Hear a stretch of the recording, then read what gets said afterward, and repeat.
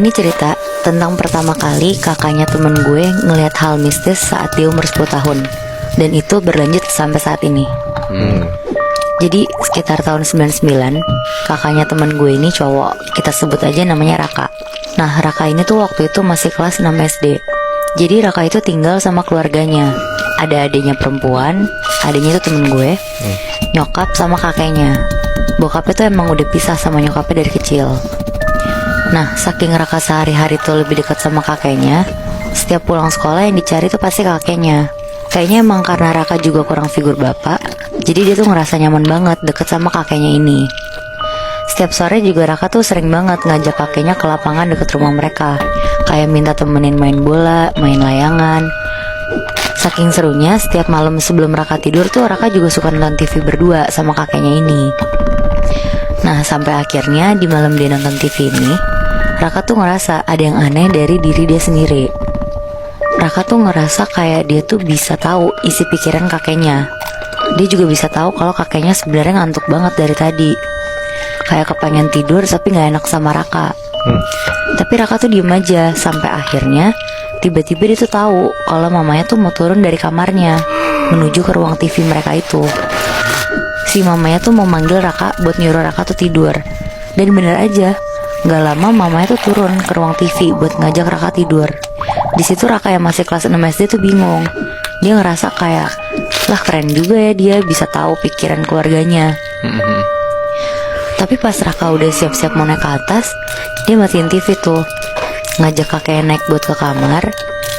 Terus tiba-tiba Raka ini tuh ngeliat pakai ekor matanya dia. Di sebelah kanannya dia tuh kayak ada bayangan hitam lewat gitu sekelibat. Pas Raka nengok, itu tuh udah gak ada lagi. Terus Raka balik nengok ke arah kakeknya lagi. Nah, bayangan hitam itu tuh ada lagi, kelihatan dari ekor matanya si Raka. Tapi bedanya, bayangannya tuh diem aja, kayak lagi ngeliatin si Raka gitu loh. Akhirnya Raka langsung cepet-cepet naik bareng kakeknya. Dia naik tangga cepet-cepet dan langsung masuk ke kamar adiknya. Karena Raka itu tuh tidur berdua sama adiknya kan. Dan kasur mereka tuh tingkat gitu loh, atas bawah. Raka tidur di atas, adiknya tuh tidur di bawah. Terus karena adiknya udah tidur, dia matiin lampu dan langsung naik ke atas. Pas Raka lagi baca doa tidur, Raka tuh ngeliat dari bawah pintu kamarnya kayak ada kaki gitu Moebi. Kenapa dia bisa lihat? Karena pintunya tuh kayak ada celah bolong di bawahnya. Gue nggak tahu ini pintu lama atau bukan, tapi Raka tuh bisa lihat ada kaki kayak lagi diem aja di bawah pintu itu. Jadi posisi tempat tidur mereka tuh pada saat mereka bangun, mereka tuh langsung ngeliat pintu. Kebayang nggak? Makanya si Raka ini bisa langsung ngeliat di bawah pintu itu ada apa gitu ya? Iya bener Bi. Oke. Terus. Jadi karena lampu di kamar mati, otomatis si Raka tuh langsung bisa ngeliat kan bayangan di luar tuh ada apa. Karena Raka juga tahu semua orang di rumahnya tuh udah pada tidur. Jadi Raka tuh mulai takut dan dia langsung merem sampai ketiduran. Paginya Raka sama adiknya namanya Salsa, mereka siap-siap mau ke sekolah. Salsa tuh masih kelas 2 SD. Nah, Raka tuh minta anterin kakeknya untuk ke sekolah setiap hari. Akhirnya mereka bertiga pergilah sama kakeknya naik mobil. Raka duduk di depan, sama Salsa tuh duduk di belakang. Pas udah di perjalanan, Raka tuh ngobrol sama kakeknya. Dia cerita tentang pelajaran kesukaannya dia. Terus pokoknya dia tuh seneng banget deh mau masuk sekolah nanti. Nah, pas Raka mau nanya Salsa apa pelajaran yang paling si Salsa suka, Raka tuh nengok ke belakang. Tapi Raka tuh kaget banget Moebi. Dia ngeliat kalau Salsa tuh duduk di belakang gak sendirian, tapi ada sosok perempuan pakai pakaian serba hitam gitu lagi duduk di sebelah Salsa sambil kayak ngerangkul Salsa gitu. Raka kaget terus teriak bilang ke kakeknya sama Salsa, "Itu siapa yang di sebelah Salsa?" Pas kakeknya nengok dan Salsa juga nengok, kakeknya tuh bilang, "Siapa sih Raka? Gak ada siapa-siapa." Salsa di situ langsung nangis karena jadi takut kan si Raka tuh ngomong kayak gitu. Seketika di situ kakeknya langsung bilang ke Raka, "Raka kalau ada apa-apa jangan ngomong langsung kayak gitu ya, kan adiknya jadi takut." Raka di situ bingung banget karena pas Raka nengok lagi ke belakang tuh perempuan itu masih ada, bahkan senyum-senyum ke Raka. Raka langsung gak mau lihat ke belakang lagi dan langsung pengen cepet-cepet sampai ke sekolah. Sesampai di sekolah pun Raka langsung jalan cepet dari parkiran masuk ke sekolahnya. Selama Raka jalan tuh kanan kiri Raka kayak banyak sosok gitu loh, pakai pakaian serba hitam, jalan ngedeket ke Raka. Di situ Raka tuh jalan cepet sambil megangin Salsa biar mereka tuh jalannya makin cepet buat nyampe ke kelas kan. Pas udah nganterin Salsa ke kelasnya, Raka naik nih ke lantai 3 buat masuk ke kelasnya. Pas banget Raka udah sampai di depan pintu kelas, Raka ngeliat di sebelah bangkunya dia tuh ada sosok pakai seragam sekolah SD mereka juga, lagi ngeliatin Raka dengan posisi mukanya tuh pucat. Di situ Raka tuh langsung pindah tempat duduk karena dia tuh tahu sosok yang ngeliatin dia itu bukan temennya. Di situ Raka bingung banget, dia tuh mau nangis tapi dia juga malu kan kelihatan sama teman-temannya. Sampai akhirnya bel sekolah bunyi jam 2 siang. Raka langsung cepat-cepat keluar dari kelasnya. Dia jemput adiknya di kelas, si Salsa. Di situ Raka mau nganterin Salsa ke kakeknya yang jemput. Karena sekitar jam 3 sore Raka tuh ada ekstrakurikuler sampai jam 5 sore. Nah pas nungguin Salsa dijemput di dekat parkiran, pas kakeknya udah sampai, Raka tuh ngeliat di dalam mobil mereka Muhbi ada perempuan yang tadi pagi dia lihat duduk di sebelah kakeknya. Anjrit. Di jok depannya itu loh. Raka yang udah keringet dingin akhirnya langsung cepet-cepet bantuin Salsa masuk ke pintu belakang mobilnya.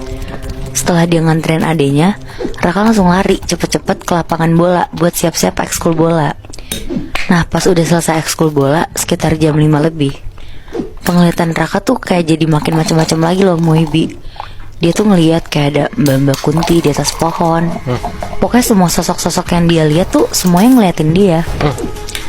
Terus dia juga ngeliat ada anak kecil berdarah-darah lagi main bola di lapangan bolanya. Anjrit. Pokoknya dia tuh makin takut sampai keringet dingin banget lah si Raka ini. Tapi dia tuh nggak berani cerita ke teman-temannya karena takut dikira gila kan. Iya benar.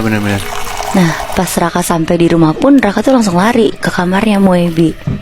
Dia masuk kamar mandi terus dia nangis sambil teriak-teriak. Raka bener-bener gak kuat lagi sama apa yang dia lihat seharian ini.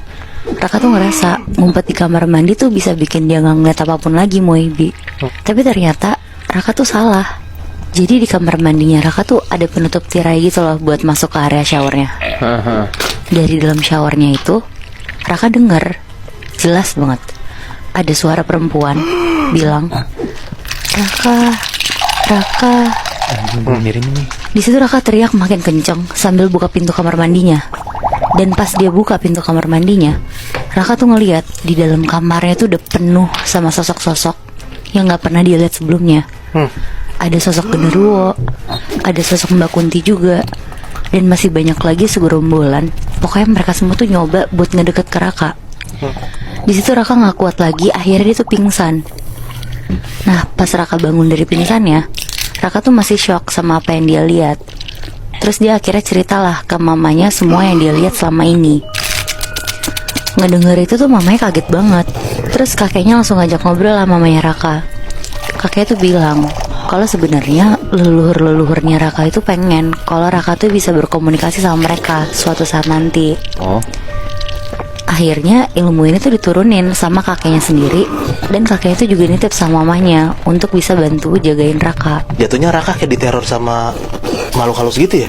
Iya bener Moy. Jangankan Raka sih Moy, gue yang denger aja gak kuat loh. Ya mungkin karena pertama kali banget Raka akhirnya sadar dia bisa lihat makhluk halus ya. Iya. Tapi ada penjelasannya nggak Nat? Kenapa leluhur-leluhur ataupun si kakeknya Raka ini pengennya Raka bisa ngelihat makhluk-makhluk halus atau jadi anak indigo gitu loh? Nah kata temen gue yang adanya Raka ini tuh karena leluhur-leluhurnya itu tuh gak mau ilmu ini putus Bi.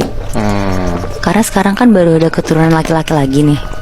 Soalnya katanya dari dulu tuh ilmu ini tuh diturunin ke laki-laki doang. Oke.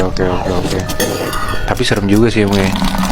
Lu baru pertama kali bisa ngelihat makhluk halus dan lu langsung diliatin balik sama makhluk halus itu. Rame lagi. Dan lo gak dijelasin dulu lagi sama keluarga lo. Iya benar.